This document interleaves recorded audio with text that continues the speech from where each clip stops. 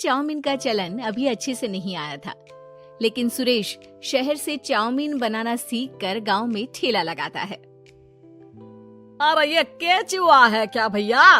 कैसे खाया जाता है? अरे नहीं नहीं, ये चाउमीन है। चाउमीन शहर में खाया जाता है। कितने की दे रहे हो सुरेश? 10 रुपए की प्लेट भरकर। तभी वहाँ शहर से पढ़ा एक लड़का आता है। जरा एक प्लेट चाउमीन तो देना। सुरेश उसे चाउमीन देता है। उसे चाउमीन खाता देख गांव वाले भी उससे चाउमीन ले लेते हैं और खाने लगते हैं। अरे वाह सुरेश भैया, कमाल की बनाए हो। 2 प्लेट मेरे बच्चों के लिए भी पैक कर दो। बस फिर क्या था, सुरेश का ठेला लगता है और चाउमीन खरीदने वालों की लाइन लग जाती है। तभी वहाँ से गांव का साहूकार होकर गुजरता है। और ये क्या भीड़ लगी है? लगता है झगड़ा हो गया है गांव में। चलूं मैं अभी तो मजे ले लूं। अरे कहाँ है, इतनी भीड़ लगी है यहाँ? लड़ाई हो गई है क्या? अरे साहूकार साहब, ना ना ना, कोई लड़ाई ना हुई है। ये तो सुरेश की दुकान है चाउमीन की। हम लोग चाउमीन खाने आए हैं, आप भी खाइए ना।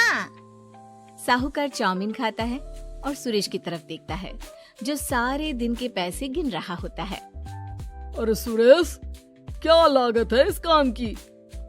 अरे साहूकार जी, आप अब आए हैं तो ये पूरे 10,000 रुपए ले जाइए, जो पिछले साल शहर जाने से पहले आपसे लिए थे ना।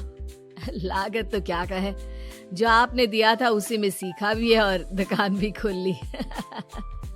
अरे पैसे इतने जल्दी क्या जरूरत थी? कैसे जरूरत नहीं थी साहूकार जी, इतना मोटा ब्याज कहाँ से भरते। साहूकार को अब सुरेश की दुकान को हड़पने की लालच आ जाती है। नाना करते ये सारे दिन में 500 रुपए कमा ही लेता है। अरे गांव में ये ऐसे ही कमाता रहा तो कहीं ब्याज का काम ना शुरू कर दे। अरे भैया, कोई ना कोई जुगाड़ तो करना पड़ेगा। अब साहूकार घर आ जाता है और अपनी बीवी को सारी बात बताता है। हाँ जी, ये तो मैंने भी सुना है कि सुरेश के हाथ की चाउमीन नहीं खाई तो कुछ नहीं खाया। अरे हाँ हाँ, सही ही कहते हैं। मैं भी खा कर ही आ रहा हूँ। अरे भाग्यवान है, कितना अच्छा हो ना अगर वो पैसा हम लोगों को मिल जाए। क्यों है? हाँ वो तो है, लेकिन कैसे? हम लोगों को तो चाउमीन बनाना आता ही नहीं है। साहूकार और उसकी बीवी अब रोज चुपके से सुरेश के घर जाते हैं और खिड़की से उसे चाउमीन बनाते देखते। अब क्या था, दोनों को चाउमीन बनाना आ जाता है। फिर एक रोज, और सुरेंद्र, तुझे साहूकारनी ने बुलाया था। बोल रही थी कि बेटे के जन्मदिन में 10 किलो चाउमीन का ऑर्डर देना है, बना दोगे ना? अरे हाँ हाँ साहूकार जी, मैं जरूर बना दूंगा। कब देना है घर में 10 किलो चाउमीन? अरे वो तो तू घर आकर बता कर लेना, मैं नहीं बता पाऊंगा। ठीक है, शाम को काम निपटा कर आ जाता हूँ। सुरेश साहूकार के घर जाता है, लेकिन वहाँ मियाँ बीवी मिलकर उसे बंधक बना लेते हैं। अरे मुझे क्यों बांध रखा है? मुझे छोड़ दो। आज से तेरा ठेला मैं लगाऊंगा और बहुत सारे पैसे कमाऊंगा। साहूकार एक आदमी को सुरेश की निगरानी में लगा देता है और वहाँ से चला जाता है।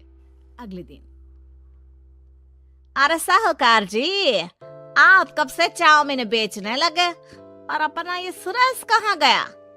अरे वो तो शहर गया है, उसका कोई काम निकल आया था। बोल रहा था कि जब तक वो ना आए तब तक मैं ही उसके ठेले का काम कर दूं। पैसे भी तो बहुत उधार ले रखे थे उसने। लगता है कर्जा भरने के डर से भाग गया है। अरे पर वो तो बोल रहा था कि उसने सारा कर्जा उतार दिया है, और वो क्यों भागेगा? इतना तो कमा रहा था।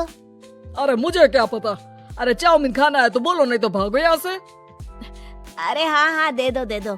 अब तो चाउमीन खाना पूरे गांव के लोगों के लिए आदत ही बन गया है। ना खाओ तो नींद ना आए। हाँ हाँ, तो लो और निकालो 50 रुपए। 50 रुपए क्यों? सुरेंद्र तो 10 रुपए में देता था। अरे वो पागल था, मैं थोड़ी ना हूँ। गांव वाले, जिनको चाउमीन की लत लग गई थी, वो करते भी क्या? दे दो और ये लो 50 रुपए। लेकिन फिर साहूकार उन लोगों को प्लेट में थोड़ी सी चाउमीन रख देता है। अरे ये क्या, पैसे 5 गुना ज्यादा और चाउमीन बस इतनी सी। अरे साहूकार साहब, भगवान से तो डरो। बस फिर क्या था, साहूकार की मन मर्जी चलने लग जाती है और गांव वाले करते भी क्या। एक रोज मुझे तो लगता है कि सुरेश को साहूकार ने मार डाला होगा, क्योंकि उसका काम इतना अच्छा चल रहा था, फिर वो क्यों जाता, और वो भी साहूकार के हवाले दुकान करके। ना बाबा ना। अगले रोज भाग्यवान, देखो तो जरा, इस सुरेश भी ना कितना पागल था। जिस काम से वो ज्यादा पैसे बना सकता था, उससे इतने कम पैसे छाप रहा था। 50 रुपए प्लेट में भी गांव वाले खूब खा रहे हैं चाउमीन। हाँ जी, और जितने में वो लोगों को 10 प्लेट खिलाता था। भर भर कर हम लोग उतने में 20 प्लेट बना रहे हैं, क्यों जी?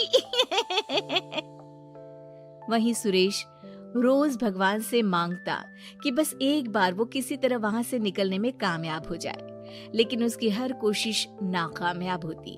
फिर एक दिन, अरे भाग्यवान, ऐसा कुछ करो कि चाउमीन बनाने का खर्चा आधा हो जाए, जिससे हम लोगों को और मुनाफा हो। ना जी, मुझे तो कोई तरकीब ना सूझ रही। अरे सुनो, एक काम करते हैं, चाउमीन बनाने में जो सब्जी लगती है वो मंडी में लेने तुम देर रात चली जाना। तब तक वो सारी सड़ी गली सब्जी जो दुकानदार वहीं फेंक जाते हैं, वो उठा कर ले आना फ्री में। अरे वाह जी वाह, आप तो बहुत समझदार हैं जी। बीवी वैसा ही करती है, लेकिन अब लोग चाउमीन खाते तो मुंह बनाकर। फिर एक बार, अरे राम राम राम, ये पेट में दर्द काहे हो रहा है? आई, आई, आई, आई, आई। हाय रे हाय, मेरा भी पेट दर्द के मारे फटा जा रहा है। सभी को शक हो जाता है कि उन लोगों को चाउमीन खाने से ही ये बीमारी हो गई है। वहीं दूसरी तरफ जो आदमी सुरेश की निगरानी कर रहा था, वो सो रहा होता है और मौका देखकर सुरेश वहां से भाग जाता है। सुरेश गांव वालों के पास जाकर उन्हें सब कुछ बता देता है। बस अब क्या था, साहूकार के घर पुलिस पहुंच जाती है। चलो, तुमने गांव के लोगों को खराब सब्जी वाली चाउमीन खिलाकर बीमार किया और सुरेश को बंधक बनाया। तुम्हें इसीलिए हम गिरफ्तार कर रहे हैं। साहूकार को पुलिस ले जाती है और फिर अगले दिन से सुरेश का ठेला गांव के बाजार में लग जाता है, जहां अब पहले से ज्यादा भीड़ होती है।